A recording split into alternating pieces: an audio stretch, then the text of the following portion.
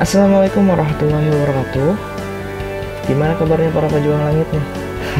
Para pejuang langit ya.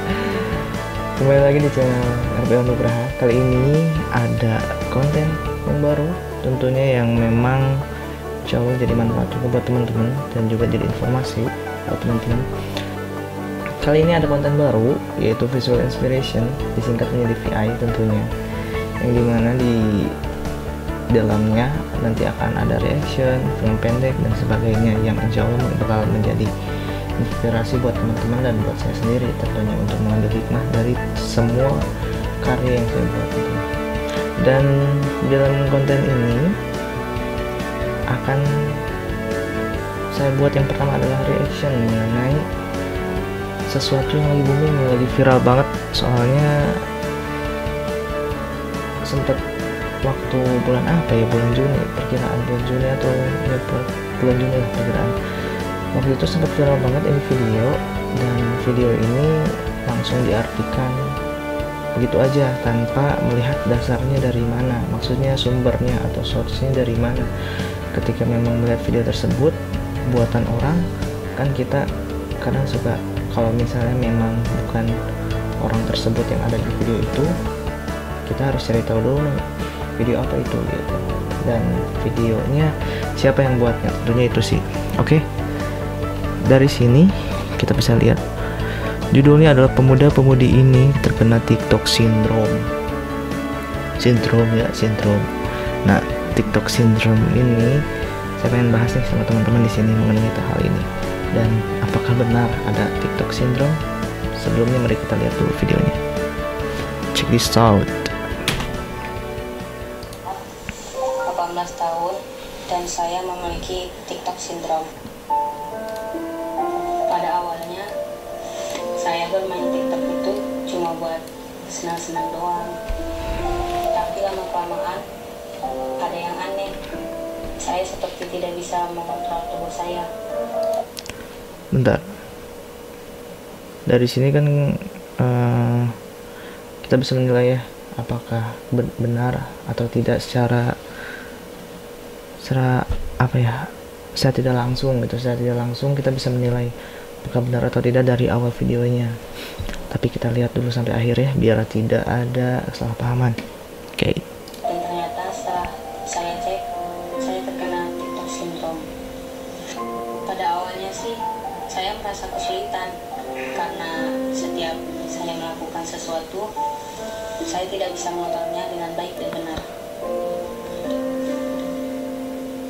Terutama pada saat saya tidur, dan saya harus minum obat 2 kali sehari untuk meditasi agar tubuh saya tidak bergerak-gerak.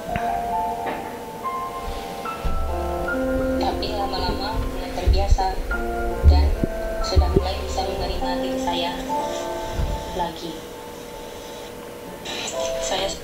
Oke. Ada beberapa gestur yang dimana terlihat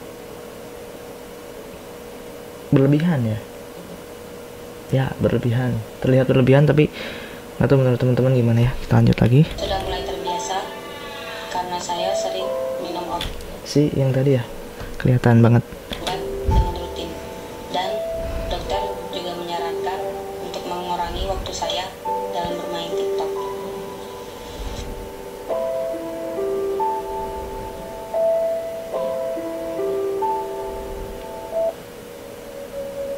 Nama saya Kaisar, 18 tahun, dan saya memiliki TikTok syndrome. Kaisar namanya 18 tahun katanya, dan memiliki TikTok syndrome katanya.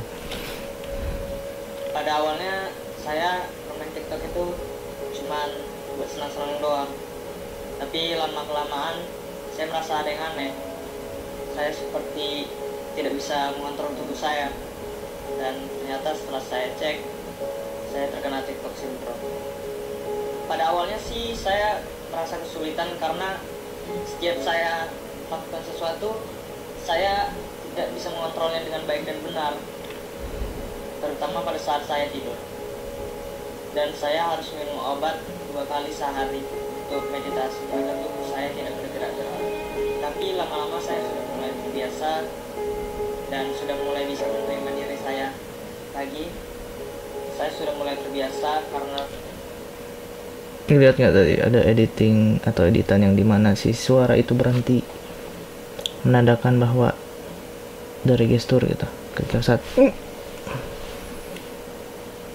bisa ngebaca sih nggak, maksudnya terlihat dari situ ya, maksudnya si pembuat video ingin memperlihatkan gestur saat si Caesar ini melakukan itu. saya sering minum obat dengan rutin dan dokter juga menyarankan untuk mengurangi waktu saya dengan bermain TikTok. Nama saya Muhammad Renaldi, umur 24 tahun. Muhammad Renaldi 24 tahun katanya. Saya berasal dari Kabupaten Bone, Sulawesi Selatan. Cerita ini mulai dari 3 bulan yang lalu. Awalnya sih saya tidak terlalu tahu tari, namun karena saya sedang patah hati, saya melakukan semua di TikTok. Dan beberapa hari kemudian saya kecanduan dengan TikTok. Saya sudah berobat ke sana kemari, namun dokter tidak bisa mendiagnosa nama penyakit saya. Untuk teman-teman yang ada di TikTok, kita harus belajar dari pengalaman saya, karena aktivitas saya tiap hari secara tidak langsung tubuh saya bergerak dengan sendirinya. Untuk semuanya, belajarlah dari pengalaman saya hari ini. Dan untuk teman-teman yang masih bermain TikTok, agar kiranya berhentilah bermain TikTok. Takutnya pengalaman saya ini menjadi pengalaman kalian. Jadi, untuk teman-teman sekalian, Beberapa detik lagi lihat gestur apa yang akan dia lakukan. agar kiranya kita lebih baik bermain bersama keluarga, teman, karena lebih bermanfaat dibanding bermain. Salah kita Wait, apa itu maksudnya kan?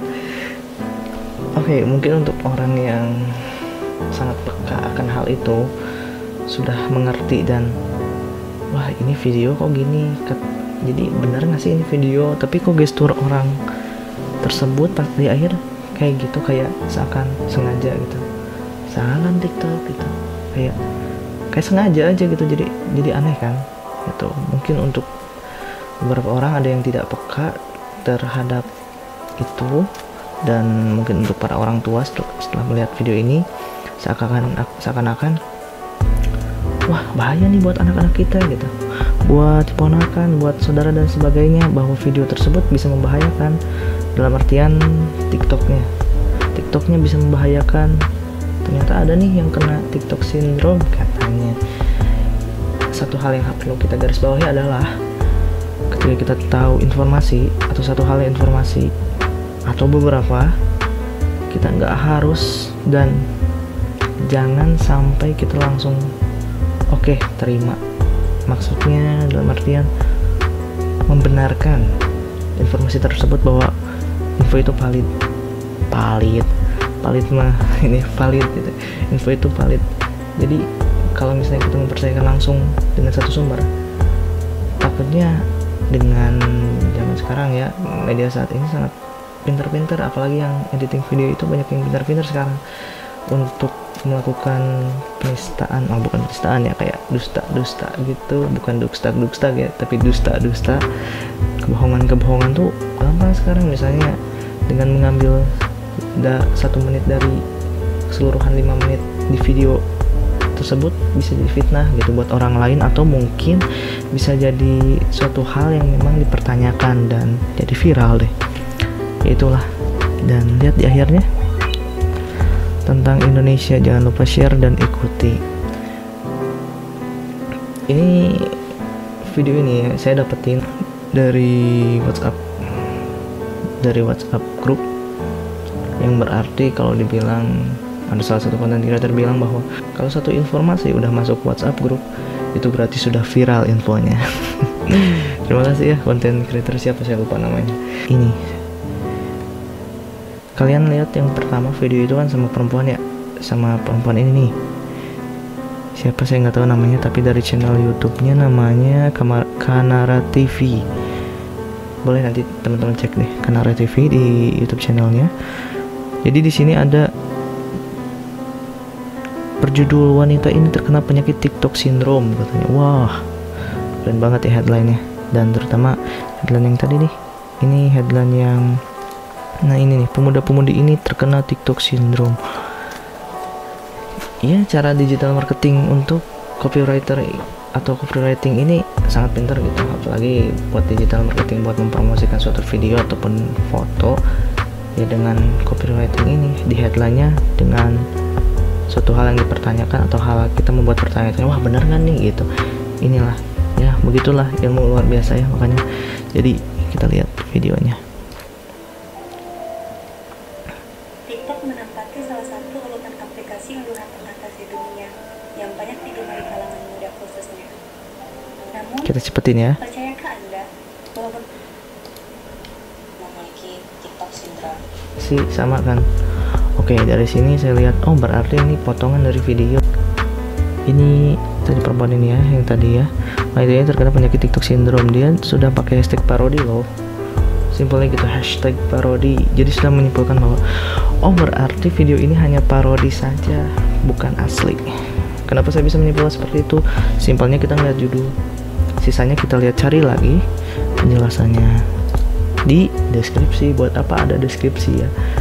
Ya harus apa ya istilahnya, jangan mas membaca deh gitu. Kita harus pintar-pintar baca kalau pengen tahu penjelasan sebenarnya. Kalau misalnya kita udah malas dalam satu hal, yaitu membaca aja, ya udah mau apa gitu. Video ini merupakan video hiburan parodi dari video TikTok syndrome yang telah digarap oleh kreator Kesar. Oke, kreator Kesar. Siapa tuh kreator Kesar?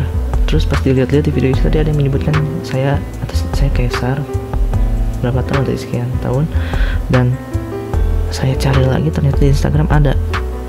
Oh oke, berarti sumber dari video ini adalah dari Kesar ini, Kesar NST, terus katanya manusia. Oke, Kesar NST manusia. Oke, Kesar NST lah yang membumingkan atau memviralkan video ini. Bukan memviralkan sih, dia yang ngebuat, cuma yang viralin media lain gitu maksudnya. Cuma inilah dia yang ngebuat videonya awal-awal. Nah, kita lihat videonya ya.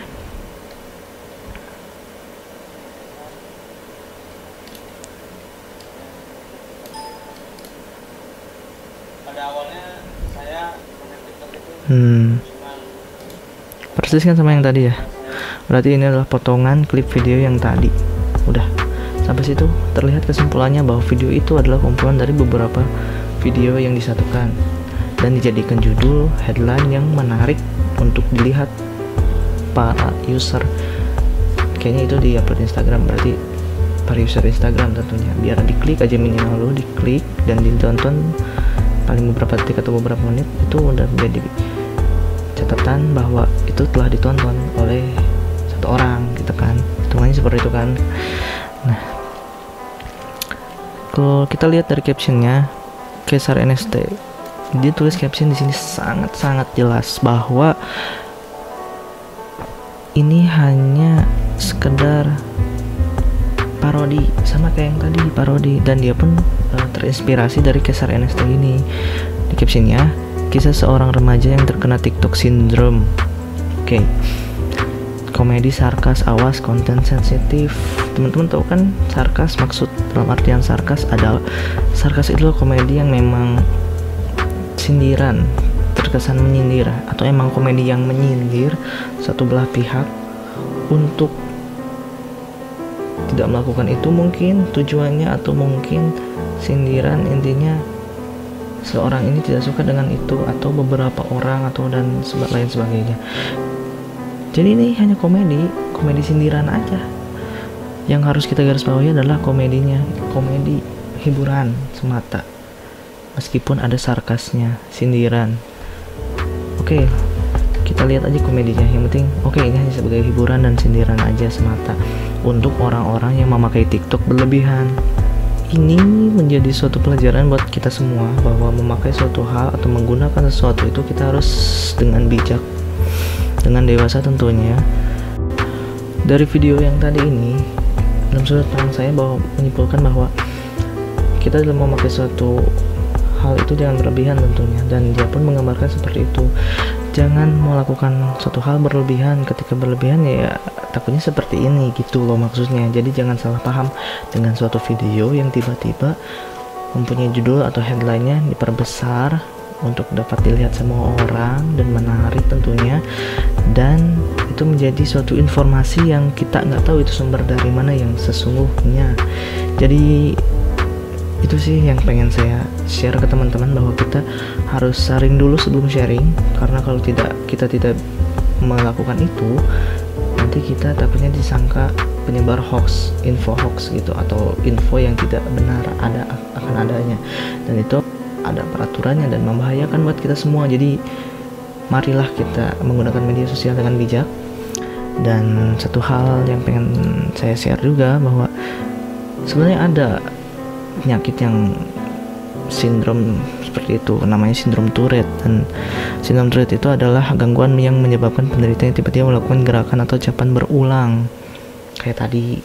Boleh teman-teman nanti cek hikmah atau kesimpulan positif yang kita dapat dari video ini. Kita jangan share sesuatu yang kita nggak tahu itu sumbernya dari mana. Jadi buat orang-orang yang sadar akan hal ini, mohon buat teman-teman yang lainnya, terutama saya sendiri gitu, untuk sharing dulu sebelum sharing. Dan itu yang paling penting untuk kita saat ini, karena media sosial saat ini sangat mudah sekali untuk dimanipulasi, untuk dirubah sedemikian rupa, dikemas dengan baik tapi mungkin isinya tidak baik, tapi kemasannya itu baik gitu. Nah itu yang paling bahaya, dan ini konten yang memang sangat sensitif juga buat teman-teman. Jadi mohon maaf jika memang ada perkataan yang saya mungkin menyakiti.